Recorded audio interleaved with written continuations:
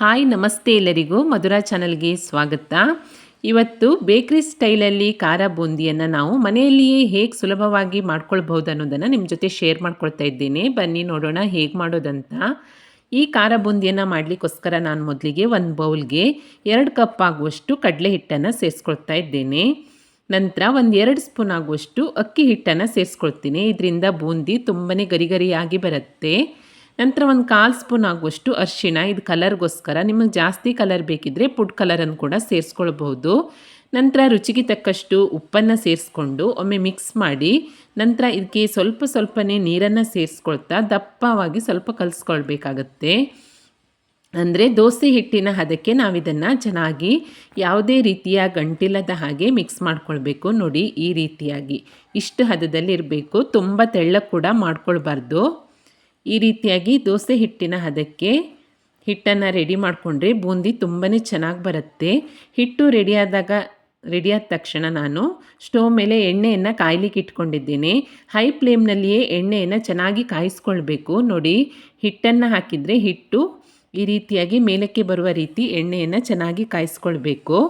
ನಂತರ ಎಣ್ಣೆ ಚೆನ್ನಾಗಿ ಕಾದ ನಂತರ ಅದನ್ನು ಮೀಡಿಯಮ್ ಫ್ಲೇಮ್ನಲ್ಲಿ ಇಟ್ಕೊಂಡು ಈ ರೀತಿ ಹೋಲಿರುವ ಸೌಟ್ ಎಲ್ಲರ ಮನೆಯಲ್ಲಿರುತ್ತೆ ಅಲ್ವಾ, ಈ ಸೌಟ್ನಲ್ಲಿ ರೆಡಿ ಮಾಡಿ ಇಟ್ಕೊಂಡಿರುವಂತಹ ಹಿಟ್ಟನ್ನು ತೆಗೆದ್ಬಿಟ್ಟು ನೋಡಿ ಈ ರೀತಿಯಾಗಿ ಹಾಕಬೇಕು. ಆ ಹೋಲಲ್ಲಿ ಬೂಂದಿ ಕೆಳಗಡೆ ಚೆನ್ನಾಗಿ ಇಳ್ಕೊಳ್ಳುತ್ತೆ. ನೋಡಿ, ಈ ರೀತಿಯಾಗಿ ಸ್ವಲ್ಪ ಈ ರೀತಿ ಅಲುಗಾಡಿಸಿದರೆ ಹಿಟ್ಟು ತುಂಬ ಸುಲಭವಾಗಿ ಎಣ್ಣೆಗೆ ಬಿಟ್ಕೊಳ್ಳುತ್ತೆ. ನೋಡಿ, ಈ ರೀತಿಯಾಗಿ ನಾವು ಬೂಂದಿಯನ್ನು ಮಾಡ್ಕೊಳ್ಬೇಕು. ಈ ಬೂಂದಿ ಎಣ್ಣೆಗೆ ಬಿಟ್ಟ ತಕ್ಷಣ ತಿರುವಿ ಹಾಕಬಾರ್ದು. ಹಸಿ ಹಿಟ್ಟಾಗಿರೋದ್ರಿಂದ ಮುದ್ದೆ ಆಗುತ್ತೆ. 1-2 ನಿಮಿಷದ ನಂತರ ನೊರೆಯೆಲ್ಲ ಸ್ವಲ್ಪ ಕಡಿಮೆ ಆಗ್ತಾ ಬಂದ ಹಾಗೆ ನಾವು ಸೌಟ್ನಿಂದ ಈ ರೀತಿಯಾಗಿ ಮೇಲೆ ಕೆಳಗೆ ಮಿಕ್ಸ್ ಮಾಡ್ಕೊಳ್ತಾ ಬೂಂದಿ ಕಲರ್ ಚೇಂಜ್ ಆಗಿ ಗರಿ ಗರಿ ಆಗೋ ತನಕ ಹುರ್ಕೊಳ್ಬೇಕಾಗತ್ತೆ. ಎಣ್ಣೆ ಚೆನ್ನಾಗಿ ಕಾದಿರೋದ್ರಿಂದ ಬೂಂದಿ ಬೇಗನೆ ರೆಡಿ ಆಗುತ್ತೆ. ನೋಡಿ, ಒಂದು 4-5 ನಿಮಿಷದಲ್ಲಿ ಪೂರ್ತಿಯಾಗಿ ನೊರೆ ಎಲ್ಲ ಕಡಿಮೆಯಾಗಿ ಬೂಂದಿ ಗರಿ ಗರಿಯಾಗಿ ರೆಡಿಯಾಗಿದೆ. ಈಗ ನಾನು ಇದನ್ನು ಎಣ್ಣೆಯಿಂದ ಎತ್ತಿ ಟಿಶ್ಯೂ ಪೇಪರ್ ಮೇಲೆ ಇಟ್ಕೊಳ್ತಾ ಇದ್ದೇನೆ.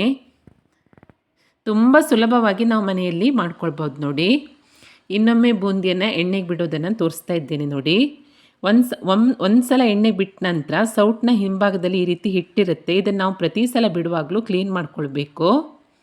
ನೋಡಿ, ಈ ರೀತಿಯಾಗಿ ಸೌಟ್ನಿಂದ ತೆಗೆದು ಎಣ್ಣೆಗೆ ಹಾಕಿ ಸ್ವಲ್ಪ ಸೌಟನ್ನು ಅಲುಗಾಡಿಸಿದರೆ ಬೂಂದಿ ಚೆನ್ನಾಗಿ ಎಣ್ಣೆಗೆ ಉದುರ್ಕೊಳ್ಳುತ್ತೆ.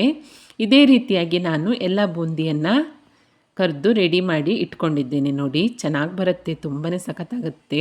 ನಂತರ ಇದಕ್ಕೆ ನಾನು ಒಂದು 1/4 ಕಪ್ ಆಗುವಷ್ಟು ಕಡಲೆ ಬೀಜವನ್ನು ಕೂಡ ಎಣ್ಣೆಯಲ್ಲಿ ಫ್ರೈ ಮಾಡಿಕೊಂಡು ಸೇರಿಸ್ಕೊಳ್ತಾ ಇದ್ದೇನೆ. ಹಾಗೆ ಸ್ವಲ್ಪ ಕರಿಬೇವನ್ನು ಕೂಡ ಎಣ್ಣೆಯಲ್ಲಿ ಫ್ರೈ ಮಾಡಿ ಸೇರಿಸ್ಕೊಂಡಿದ್ದೇನೆ. ನೀವು ಬೆಳ್ಳುಳ್ಳಿಯನ್ನು ಕೂಡ ಜಜ್ಜಿ ಸೇರಿಸ್ಕೊಳ್ಬೋದು ಫ್ರೈ ಮಾಡಿಕೊಂಡು. ನಂತರ ಒಂದು ಅರ್ಧ ಸ್ಪೂನ್ ಆಗುವಷ್ಟು ಖಾರದ ಪುಡಿ, ಒಂದು ಅರ್ಧ ಸ್ಪೂನ್ ಆಗುವಷ್ಟು ಧನಿಯಾ ಪುಡಿ, ಒಂದು 1/4 ಸ್ಪೂನ್ ಆಗುವಷ್ಟು ಜೀರಿಗೆ ಪುಡಿ, ರುಚಿಗೆ ತಕ್ಕಷ್ಟು ಉಪ್ಪು, ಇದಿಷ್ಟನ್ನು ಸೇರಿಸ್ಕೊಂಡ ನಂತರ ಚೆನ್ನಾಗಿ ಮೇಲೆ ಕೆಳಗೆ ಮಾಡಿ ಮಿಕ್ಸ್ ಮಾಡಿಕೊಳ್ಬೇಕು.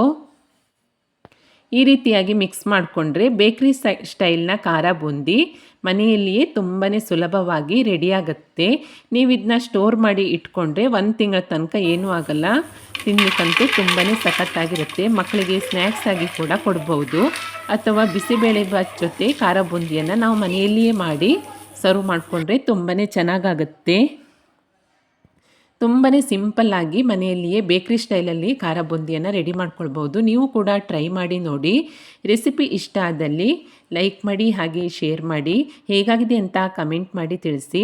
ಹೊಸದಾಗಿ ನಮ್ಮ ಚಾನಲ್ ನೋಡ್ತಾ ಇದ್ದರೆ ಸಬ್ಸ್ಕ್ರೈಬ್ ಮಾಡ್ಕೊಳ್ಳಿ. ಸಿಗೋಣ ಮುಂದಿನ ರೆಸಿಪಿಯಲ್ಲಿ. Thank you for watching.